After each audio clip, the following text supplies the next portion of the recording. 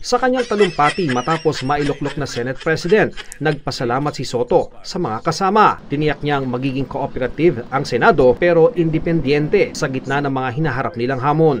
Our people are enraged of corruption. Corruption that is now seen, heard, and felt by the Filipinos more than ever. The failed flood. Kaya nga Senator Soto ang binanggit na nga malinaw na binanggit na ng Diskaya, ito yung kausap namin, ito yung mga congressman. At lahat sila nagsasabing merong porsyento si Romualdez at si Zaldico. Huwag niyong iikutin yung pagdinig at babalik na naman kayo sa kontraktor. Yun ang mahirap alam mo, this is frustrating Baka mamaya, ako ayoko naman nusgahan kagad, pero ang sakit kasi panuorin na ayan na nilalabas na nila yung katotohanan, tapos biglang sasabihin, palitan yung Senate President, palitan din yung Marcoleta. Sa akin kasi sana, kung hindi nyo pinalitan si Marcoleta, pwede pa sana nating intindihin Pero bakit pati si Marcoleta pinalitan nyo?